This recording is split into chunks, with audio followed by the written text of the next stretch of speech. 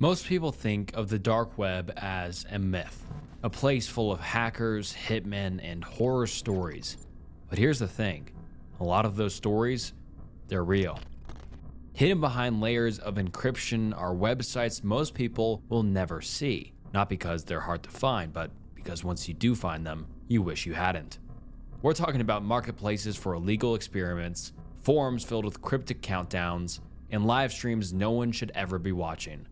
Some of these sites were up for years and others vanished overnight. A few, people claimed they were cursed, or worse, they follow you. Today, we're not talking about urban legends, we're talking about the darkest corners of the internet that actually existed. And by the end of the video, you'll understand why some people say curiosity is what gets you killed on the dark web. Please like and subscribe, it helps so much. And let's get into some disturbing dark web websites. AlphaBay. Most of you have probably heard of the Silk Road, the infamous dark web marketplace where drugs were freely sold. You might not know of its successor though, even though at its peak it had 10 times the users that Silk Road ever had. Founded in 2014, a few months after its predecessor was shut down by the FBI, it reached nearly 370,000 listings at its peak with 400,000 users and saw over $800,000 flow through the site in the form of crypto transactions every single day. The creator, Alexandre Casas, under the moniker Alpha02, was well known in carding forums, the black market for stolen card info. He would help out over there and eventually would decide to start his own marketplace. And AlphaBay was born. It was modeled after a conventional e-commerce site. In its About Me section, Casas said that its goal was to become the largest eBay-style underground marketplace. He was well aware of the illegal activities he was facilitating and even advised vendors on how to avoid law enforcement. He charged each vendor a fee so they could sell on his site and charged a commission on each transaction, around 2 to 4%. A staff on payroll helped him maintain the site, which included a security administrator, D-Snake, who had similar access as Alpha02, several monitors who could help refund Bitcoin, scam watchers who would look out for phishing attempts, etc., and even a PR manager who would manage outreach by posting on Reddit and other public forums. However, just like Silk Road, it would fall too. And for the same reason too. Laughably sloppy security. When AlphaBay was launched, an associated forum was launched to allow customers to discuss. When you signed up, it asked you for an email for password recovery. And to that email, AlphaBay would send an email, welcoming them. Sounds like a good idea, right? Customers should feel welcomed after all, except for the fact that the email address that sent these emails was actually Casas's personal email. Whenever you wanted to reset your password, you would also get an email from the same address. Obviously, law enforcement very easily found out who owned it. Casas's name and date of birth was revealed, and his LinkedIn profile showed that he worked at EBX Technologies. EBX Technologies was supposedly a web design firm, but its website was barely functional itself. Not a very good first impression for potential customers. In fact, as you may have guessed, it was a shell company to manage his crypto holdings and liquidate them without too much trouble. Currently, the website displays this message. Following the sudden death of Mr. Alexandre Casas in July 2017, CK acquired a portion of the assets of EBX Technologies. If you are a company or an individual who has done business with EBX Technologies in the past and have pending work or other needs, please contact us at your convenience. We would be delighted to meet you and discuss how we can help. We look forward to hearing from you. When it comes to the company that supposedly purchased the assets of EBX, CK is a very unique web design and development website. There's a chance that EBX Technologies very did service web development for clients. They soon found out that Casas was living in Bangkok, Thailand. The Royal Thai police, working together with the FBI, arrested him. Incredibly, his laptop was open, unlocked, and unencrypted. It was logged into the AlphaBay website as admin, and he was in the process of rebooting the server as it went offline from an outage that the law enforcement created themselves. Every single password, including the website and server passwords, were listed in an open plain text file. Obviously, they seized everything. Apparently, Casas's liked to be organized, as there was another file that identified all assets and holdings that Casas held. It was very detailed, listing the storage and location of all crypto and assets like cars and property that he had bought. Pretty convenient for the police to find and seize everything. It turns out he was also trying to obtain citizenship in Cyprus, where it is possible to gain residence by investing in the country. He had sent 2.38 million euros to buy a villa to a Cyprus bank and had successfully bought his way into the country. And you may wonder why Cyprus? Well, Kazis probably chose it for its unique extradition laws. Before the formation of the European Union, countries would refuse to extradite you for crimes you committed in another country. However, after the formation of the European Union, this changed, and now EU countries consider each other as domestic for the purpose of extraditions. Despite Cyprus being a part of the EU, its extradition laws are different and would reject any foreign interference. And side note, the US is actually the only real exception to this, however. Cypriot banks only interface with the EU, so it does not get involved. Furthermore, they are very careful to not conduct business with any US citizens. Combined with the fact that citizenship can be easily bought and the banks don't really care where the money comes from, it makes it a very attractive location to launder money through. In the end, he had a total net worth of $23 million from his underworld empire. A few days after his arrest, he was found dead in his cell, allegedly committed S-word. Many in the dark web community felt like he was murdered. This was not the end of the story for AlphaBay though. You might remember a site administrator that had a similar level of access to the site, DSnake. 4 years later, he relaunched as the Lone Leader to make the AlphaBay name be remembered as more than the marketplace that got busted and founder made out to have committed S-word, in his own words. This time, however, the site would not compromise on security. One of the reasons Kazis was caught was through Bitcoin blockchain analysis, but now the site only accepted Monero, another cryptocurrency network which the same hack would be almost impossible to replicate on. In an interview with Wired, he detailed his security practices. He runs an Amnesak operating system which wipes all data on reboot. Furthermore, he claims to not store any incriminating data on hard drives and has a USB kill switch which would wipe his computer's memory in seconds. He shuts it down every time his PC leaves his site, even for bathroom breaks. In his own words, biggest issue is that regard is the human needs. I would say that is the biggest inconvenience. You make sacrifices, though once you get used to it, it becomes second nature. While Kazis made plans to go to a non-extradition country, DSnake actually managed it and says that he is located in the former USSR. AlphaBay always had ties to Russia. Its rules had always banned the sale of data stolen from victims from former USSR countries, which is a common practice among Russian hackers to prevent scrutiny. Now, DSnake implemented a blanket ban on discussion on USSR countries such as Russia, Belarus, Kazakhstan, Armenia, etc. Still, DSnake says he has traveled to several continents in the last 4 years and was living freely, all because of him always being technically ahead of the law. It didn't live up to its former glory, however, with only 500 listings in the beginning of its relaunch. But it does have a few flashy new features, mainly AlphaGuard. DSnake claims that it lets its users withdraw their funds even if AlphaBay went offline, as it automatically rents and sets up new servers if AlphaBay is detected as being offline. This way, customers can be sure that they won't lose any money. A new I2P mirror was launched, which is a project designed to be a fully encrypted private network layer, and his fortifications aren't fully built yet, apparently. He plans to make a fully decentralized marketplace with no singular point of failure where he plans to host AlphaBay. The community is more skeptical, however, such as a thread on a majority Russian forum, XSS, where many users are distrustful of DSnake. It's fake and 99% sure, and Fed's opening it again, one commenter wrote. DSnake's utopian vision didn't last long.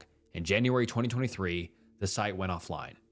This wasn't unusual, and the site was supposed to come back shortly. However, time stretched on and there was nothing.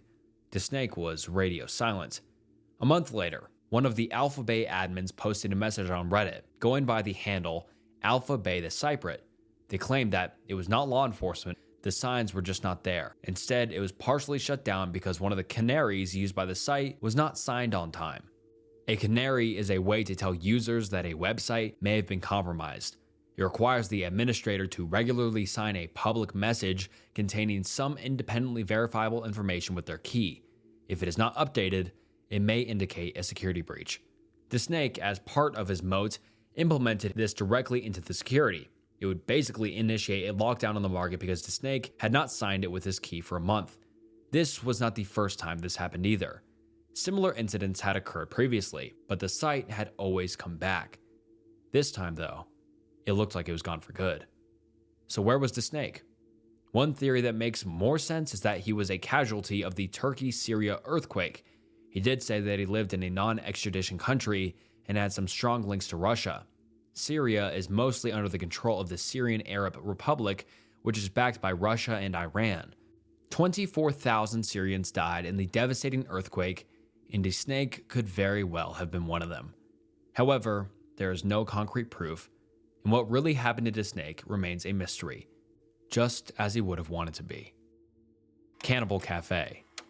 Everyone has their unique tastes, but most of the time they're legal, and while weird, are usually harmless. But there's a disgusting group of people out there whose interests and hobbies are borderline psychotic.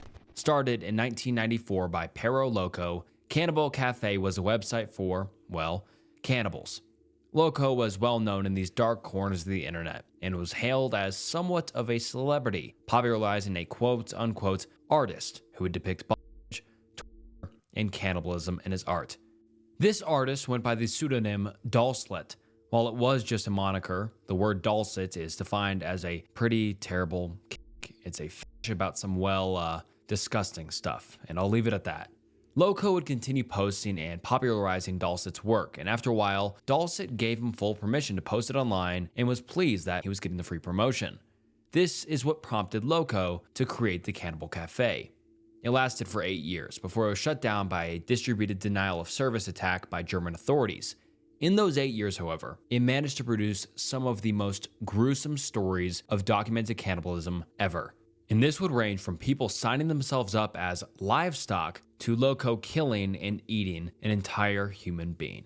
The website would feature a gruesome livestock marketplace, which was constantly filled with individuals, both men and women, looking to eat or be eaten. People would apply to be livestock and go through training. You can use your imagination as to what the training might have been. They would call these people who signed up to be livestock as cows, and it was outlined in the subhead of the webpage that there is no limitation of the intended or actual use of any of our cows. But should any leased livestock be terminated during the lease period, you'll be invoiced for the full purchase price. I'd rather not find out what some people did with their purchased livestock, but it only gets worse from here. Chelsea Loco, Perro Loco's supposed daughter, was on the website, and the description is, well, horrifying. Daddy, I'm ready. Hope I taste as good as Mom. And then it goes on to describe her height, weight, and some general descriptions of her body parts, and I'll leave that out, but it's just horrifying. Another livestock listing was Cow Tina, who supposedly engaged in S-word, and her meat was up for sale. Cannibal Cafe wasn't only for genuine savages who wanted to own and sell humans to eat or do even worse things with, but it had several other branches. Stuff shows are adult videos which involve murder as a form of, fun video for some people, psychopaths. Let's get into the disclaimer. Our websites are subscription or pay-per-view entertainment for adult audiences only. Our sites contain nudity and simulated violence intended purely as fantasy entertainment. We do not encourage nor condone real-life violence against others. There is no pornography at these sites, and no one is actually hurt during the making of our photo stories and videos. It linked to several other websites which would contain videos of men, but mostly women, in other adult videos. Despite the very convincing disclaimer, the videos on the sites were real, with real women and men taking part in these heinous acts. The website encouraged heavy participation of viewers, that being through one of two ways. The first being a guest book where users would sign, leaving recommendations, opinions, or really whatever they felt like saying. This guest book had a concerning amount of sign-ons, each with increasingly concerning messages. Great site. Looking forward to see more ESP, more cows from Europe available for torture and slaughter. Wish more wild stuff went on there. Hope that this site rolls for you. Hey, looks nice so far. Can't wait for the human livestock to be bred and cattled. Right from the start.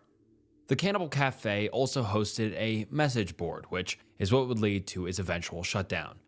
But what brought this site to the attention of the authorities was the Mewis Jurgen case. A user of Cannibal Cafe, Armin Mewis, had started talking to another user on the website, 44-year-old Bernd Jurgen Brandis, who lived 250 miles away from Armin.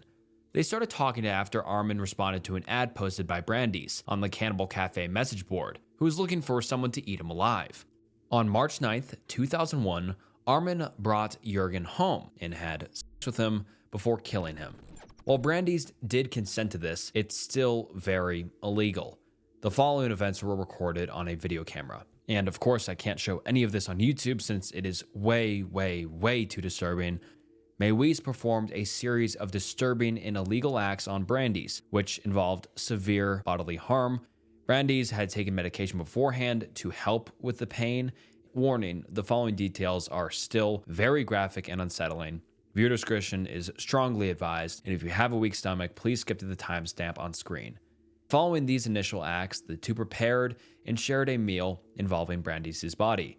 Brandis later requested to be left to pass peacefully, succumbing to his injuries overnight. His final words were reportedly, "I have to piss," before he collapsed. In the months that followed, Mewis continued to consume parts of Brandis before being arrested in December 2001. He was initially charged with manslaughter, but after a retrial in 2006, he was convicted of murder and disturbing the peace of the dead. So that was a YouTube-friendly description of what happened that day. Mewis is currently serving life in prison. Paraloco is still out there, the creator of Cannibal Cafe. After posting an announcement on the message board reading, "I am in the process of putting up an all-new website, which is called..." And the site is dedicated to the concept that there are real doll-set girls and we are going to explore our darkest desires, or at least I am, and you are welcome to join me for the fun. One thing in particular that I'm going to do is set up a photographic diary, or logbook if you will, following the progression of our doll-set girls from the relative innocent submissive through training as the ultimate submissive to cattle status and ultimately to meat on the table. In addition, the site will feature my entire collection of doll set art and doll set style art, as well as photographs, both real and Memorex. We already have at least one real doll set girl and of course, are looking for more. I'm sorry that I haven't been keeping up on the posts here in this forum. I'll try and do better. I'm wondering if Terry is interested in becoming a real doll set girl, since I know that most of you would love to see photos of her training and what follows. By the way, the best way to reach me is always via email. I can be reached through either of my addresses, which are... Thanks for your attention, Paro Local.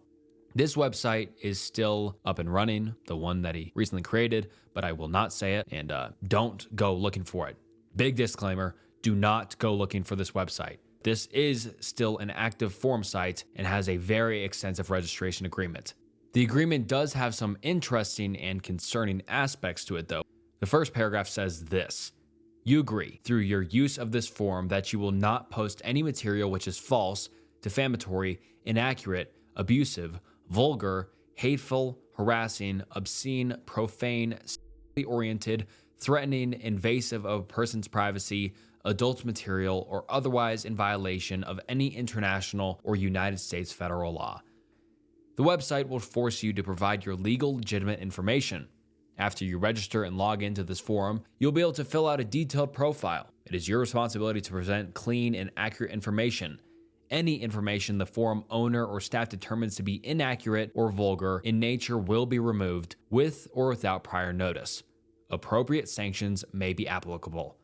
And if for any reason they're finally caught, they politely inform you that they will outright leak your personal information. You remain solely responsible for the content of your posted messages. Furthermore, you agree to indemnify and hold harmless the owners of this forum, any related websites to this forum, its staff, and its subsidiaries. The owners of this forum also reserve the right to reveal your identity or any other related information collected on this service, in the event of a formal complaint or legal action arising from any situation caused by your use of this forum. So, it's very clear why I haven't decided to probe deeper. Please note that with each post, your IP address is recorded. In the event that you need to be banned from this forum or your ISP contacted, this will only happen in the event of a major violation of this agreement. Also note that the software places a cookie, a text file containing bits of information such as your username and password, in your browser's cache. That is only used to keep you logged in/out. The software does not collect or send any other information to your computer. Now, I don't know about you, but I'm having a hard time trusting that, especially after seeing what these guys get into. There's two options once you've signed your rights away. One being that you're above the age of 18 and that you accept the terms, or that you're younger than 18. In most cases, a button which says that you're younger than 18 and accept the terms will probably kick you off the website. But with this, who knows what it does. The website was insanely popular all the way up until 2011, where it was reported that it received over 1 million visits each month, with even a US congressman being an active user. The average user age was around 40, and the website was under constant scrutiny by the FBI, with Loco himself having been hauled into questioning numerous times. Paraloco believes he's doing no harm by encouraging these activities, believing that consenting adults should be able to do whatever they want, even if that involves killing each other. Except this doesn't reflect on the issues where there are young, impressionable children and teenagers who may stumble upon these sites and grow up with a deeply sick and twisted worldview. In the Maywis case, it was reported that his fetishes came upon him as a result of his twisted upbringing paired with his environment at the time. He grew up with a psychotic mother who had heavy, misandrous views, making him Maywis dependent on her completely. It would go as far as her accompanying and practically chaperoning him to dates and even work trips. She would guilt trip him, humiliate him, and her psychoticness was further solidified by the fact that both her ex-husbands left due to mental cruelty. Maywis' cannibalism developed during his adolescence, after he was introduced to home slaughtering of cattle, poultry, hogs, and deers, and being taught how to gut small animals like rabbits since he was just 6 years old. In most cases, this would have led to anyone else turning into a well-adjusted and equipped individual with strong survival skills and a pretty fun and cool childhood. But due to his upbringing being so lonely and an early exposure to the internet, it led to him murdering a man instead. Consent or not, murder is still murder. Besa Mafia. The Besa Mafia was, as you might expect, not your typical organized crime syndicate that had unusually strong ties to Mediterranean countries. Instead, it was a new age assassination marketplace hosted entirely online. Hitmen were freely available for hire to carry out your dirty jobs, from maiming to kidnapping, and of course, murder. For the ambitious, you could even apply to be one. Soon, however, the facade crumbled.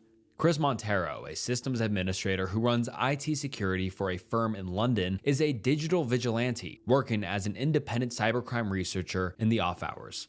In 2016, he stumbled on the website, Besa Mafia, and wrote a scathing critique on its blog, Pirates London, claiming that it was a scam and exposing its many security flaws.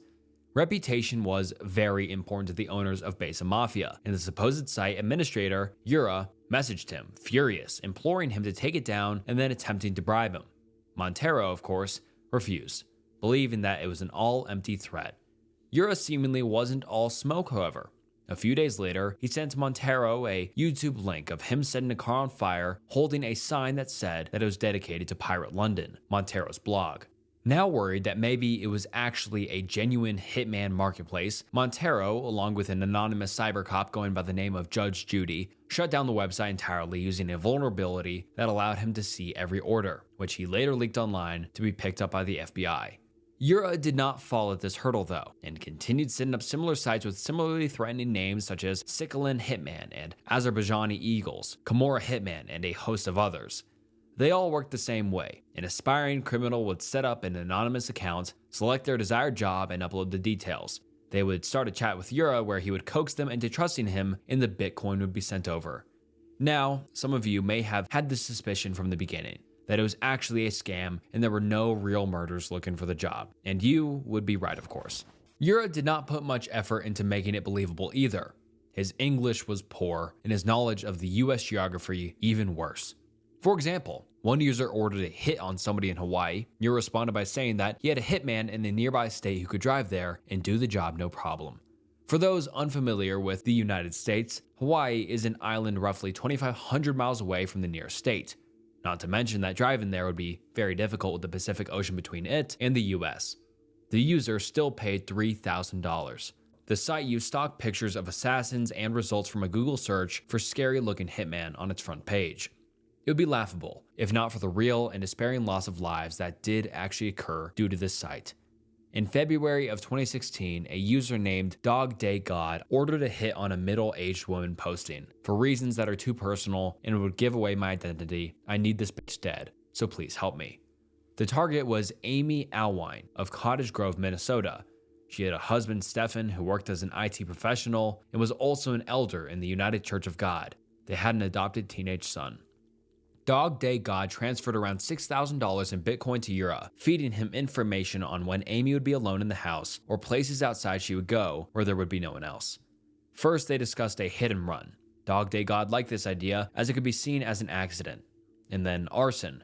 Yura promised him that it would be done soon, but the hitman were failing and he couldn't do anything about it.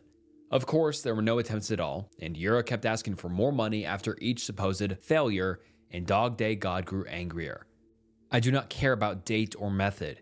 You have her picture and address, so you can tailor or do whatever you need to do to get the job done." One curious request, however, was that the husband and kid be left alone. He claimed that the kid was a friend of their child and he did not wish to see him orphaned, a surprising amount of thought and empathy from someone who was planning to murder the kid's mother. Thankfully though, a couple of months later, nobody was murdered and nothing came from it. Another hacker by the name of BRSPD broke into the website and dumped all the chat logs online in May of 2016. The FBI picked these up and alerted all the targeted victims. They told Amy and Stefan to bump up their security, so they bought a home security system and a gun to protect themselves with. Stefan shot Amy in the head with the very same gun 6 months later. Stefan was Dog Day God all this time. Makes sense why in the request he made it that the assassin shouldn't kill the husband or child. The truth was that he'd been having affairs through Ashley Madison, which was a website for married or people in relationships to find other like-minded individuals to cheat with. He could not divorce his wife because of his position in the church, and so he took this drastic measure. Before it all started, he took out a $700,000 life insurance policy in his wife's name and had been sending her threats and pressuring her to end her life online. He attempted to make it look like an S-word, however, a police investigation revealed that the Bitcoin signature of the payments he made with Yura, recovered from the chat logs, matched the hard drive on his laptop. Proof that it was in fact not a S-word but a long-planned murder. Convicted of first-degree murder, he was sentenced to life in prison. Stefan is still serving out his sentence to this day. The inhumanity of the users really showed when another order was revealed. Another user by the name of Agent Psy inquired about a possible hit on a 14-year-old. It was no prank or some sort of morbid joke either, as the user actually transferred roughly $18,500 to Yura. And so somewhere in New Jersey, a kid is walking around with a nearly $20,000 bounty on his head. Another chat log revealed that a woman from Nevada ordered a hit on her ex-husband and transferred 12 Bitcoin to Besa Mafia. She was arrested and sentenced to 5 years in prison on the charge of a murder-for-hire plot. Thankfully, Besa Mafia was a scam website, so the major loss from its creation was the Bitcoin wallets of criminals, but innocents were still hurt or killed, as in the case of Amy Alwine.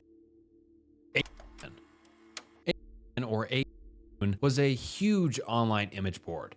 It had barely any moderation, if any at all, leading to the posting of some very disturbing and usually outright illegal videos, images, and messages. It was created in October 2013 after a computer programmer, Frederick Brennan, came up with the idea for a site which was a free, speech-friendly alternative to 4chan, which he felt was growing to be authoritarian.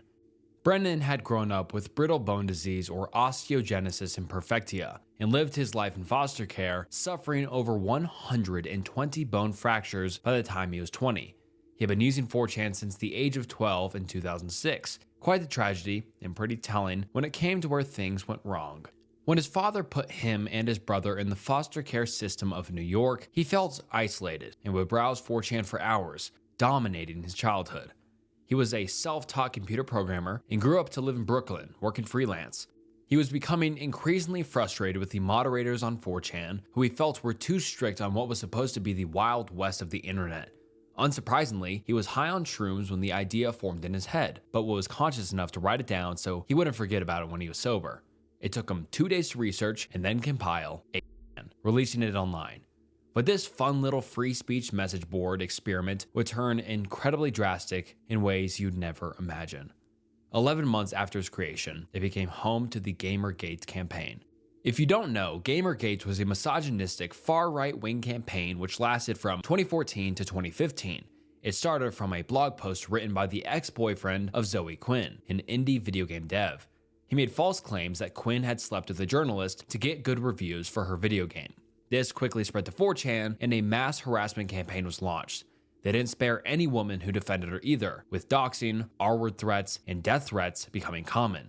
After extreme backlash, 4chan then banned any mention of Gamergate from its site, and the angry misogynists migrated to the 8chan website, where they continued to coordinate attacks on any who didn't agree with their supposed agenda. As Gamergate slowly faded from popular culture, the users remained and their agenda shifted to other individuals who opposed their mainly right-wing ideology. One such movement is the famous QAnon conspiracy. An anonymous user, Q, named after his supposed Q-level security clearance in the US government, would often post his conspiracy theories on sites like 4chan and 8chan. For those who don't know about this outlandish conspiracy, it basically outlines a theory that President Trump is waging war against elite Satan worshippers that run the government and inhabit other powerful positions in America. They believe that a day of reckoning will come where prominent leaders of this cult, such as Hillary Clinton, would be executed. Q predicted that Trump would win in the 2020 elections, but as you might already know, he didn't win. QAnon conspiracists were suspected to be behind the January 6 riots where Republicans stormed the Capitol building in an unprecedented attack. If that wasn't enough, the site was also a platform for 3 mass who used it to advertise themselves. Brenton Tarrant livestreamed himself murdering 51 people in the devastating Christchurch mosque shooting in New Zealand, and he posted a link to his Facebook livestream first on 8chan with a message saying, "Well lads, it's time to stop posting and time to make a real-life effort post. I will carry out an attack against the invaders and will even livestream the attack via Facebook." His manifesto was also posted there. The Poway synagogue shooting, where 1 person was fatally shot and 3 injured, posted an extremely racist and anti-Semitic letter on 8chan, trying to mirror the Christchurch shooting. The El Paso shooting, where 22 were killed and further 26 were injured, also posted a manifesto on 8chan ranting about immigration. All of these hate-filled posts received a sickening amount of praise from the 8chan user base. Cloudflare, a service that protects DDoS attacks, immediately stopped supporting 8chan as a client after these shootings. Its founder, Frederick Brennan, is disgusted by these events. He felt at least partially responsible for the hurt caused to so many due to his website. Until 2016, he served as an administrator, and his misgivings started soon after the days after the Christchurch shooting. He said that he didn't care if it was shut down, wondering whether it was a good thing that he created 8chan. Keeping it online soon became a struggle for Brennan, as bandwidth limits kept exceeding and nobody really wanted to host it for obvious reasons. Hope came from Ronald Watkins, along with his father and 8chan's current owner, Jim Watkins, who owned NT Technology, said he would host it, while Brennan acted as the public figurehead of the site. They did not charge him, only taking 60% of any profits 8chan made. Brennan soon moved to the Philippines, where he stayed in a fancy villa in Manila, provided by Watkins, who also lived there. Jim Watkins made his money by helping Japanese corn stars evade the country's strict regulations by hosting a corn site called Asian Bikini Bar and allowing them to host their content on it. In 2016, after a fallout with Watkins, Brennan soon left 8chan and gave up a complete control to the Watkins, who were prominent supporters of the QAnon conspiracy. After Cloudflare took down their services, the site rebranded to 8chan and relaunched through a Russian host known for enabling cyber criminal activity. But its return was brief until a Vancouver-based software company, Vanwa Tech, started providing services to 8chan. Vanwa Tech is known for hosting a variety of far-right and neo websites such as the Daily Stormer and Kiwi Farms, a website responsible for multiple S-words in the online community. While Brennan now be appalled at what his vision had become, it is too late to salvage anything of 8chan, or now 8chan, as it becomes the home for the extremist far right and has a reputation so bad it leaves a bad taste in your mouth every time you talk about it. Rotten.com. You might all know about LiveLeak, the infamous internet forum where you could see things you really shouldn't see. But before that, in the beginnings of the internet, there was Rotten.com. The internet only became mainstream a couple years prior, with easy access being available to the public. Founded in 1996 by a developer only known as Soylent Communications, its ideology was heavily inspired by the First Amendment. At a time when internet censorship was becoming a bigger worry, Rotten.com wanted to prove that censorship was unethical and wrong and serve as a haven for free speech of a most controversial nature, in the developer's own words. It was the OG shock site. Blood, gore, and extreme graphic violence were all too common on this site. It first gained notoriety when an alleged picture of Princess Diana's fatal crash was posted on the site and traffic spiked. It was later proven to be fake, but now the site was in the public's eye. Tupac's autopsy was featured on the site, along with other high-profile crime scenes such as the murder of Nicole Simpson and Ron Goldman. It was one of the first media outlets, if it can even be called that, to cover the 9/11 attacks, and had the most videos on 9/11 jumpers. If you don't know what a 9/11 jumper is, it's pretty horrifically self-explanatory. Rotten.com had the most footage of these jumpers, as regular print and digital media had buried and or censored it out of fear that it was simply too much, too gory, or too harsh. And by the accounts of some people, it may have been for the best. I was a photo editor at Monthly Magazine in New York City on 9/11-2001. Later that week, I had to edit photos from Getty Images for usage in the magazine, the raw footage that was only accessible to publications that paid for the service. I have never forgotten the images of the jumpers. The photos were clear, and you could see their faces. It was horrific, but even worse in every shot. The woman jumped holding the hand of another woman. The men were always alone when they jumped. I remember crying at my computer as I'm typing this post. Their faces were so clear that a family member could definitely recognize them. The second day, I was so upset my editor-in-chief sent me home. Those posts still exist in the Getty archives. I have never forgotten those horrific photos. This shot was a trigger that I had repressed. I still remember the smell of the city as I walked home from Midtown to Brooklyn with millions of others in its days. Soylent justified this gruesome content by saying that if you wanted to censor the site, you have to censor medical texts, museums, and libraries. Furthermore, he added that horrors are sprinkled throughout life, and I see no problem with concentrating them. If you want, we could go down to the bookstores and find pictures of cadavers for you. It's very easy. It's not possible to write a law to make it impossible to display that stuff, even for minors. It's too much of a slippery slope to take. In its peak, it was seeing roughly 200,000 visitors a day and was being investigated by the FBI for images involving and cannibalism. Those, thankfully, were proven to be fake. So, who is Soylent Communications? There's a rumor that it is a programmer named Thomas E. Dell who allegedly runs Soylent and wrote a bulletin board system named Waffle. Waffle was used by an early internet service provider named Mindvox, founded by the Legion of Doom hacker group, where it would cover a vast array of topics from the evolution of cyberspace to drugs and Mindvox may have been the inspiration for Rotten.com, and there are many other similarities to the site. However, Rotten.com is no traditional forum site. It had a very minimal layout, just consisting of user-submitted links with a morbid joke description below it and no thumbnails, which meant that you could just see about anything if you clicked that link. It also spawned a host of other sites. The Daily Rotten, started by Thomas E. Dell, published stories based on terrorism, murder, S-word, and abuse. It was driven entirely by user submissions, filtered by an editor, posting extremely graphic images on entirely real gore. Another site was The Gaping Maw, which was a site for commentary and satire written by cartoonist Tristan Farnan. This actually improved the site's image a little bit, as it was more of a discussion and contained intellectual arguments compared to the mindless violence posted every day on the main site. The user base of Rotten.com was obviously deeply disturbed, and this would show clearly when a game called Rotten Deadpool was launched. In it, players would pick 10 people who they believed would die over the next 10 months and would get a point for each correct guess they made. I don't know about you, but this sounds pretty similar to something I've seen in a movie. While the message of what this site is trying to achieve seems pretty clear, the problems it poses greatly outweigh the principle at hand. With there already being several rumors of what's hiding deep within the website, there's no telling how long before it's revealed that the website is hosting videos of a very disgusting nature. The internet is a mirror of humanity, and sometimes what it reflects is truly terrifying, and in this case, disturbing. These places remind us that not everything online is meant to be found. And if you made it this far, thank you so much for watching. I appreciate you all. This is one of my favorite videos I've ever made.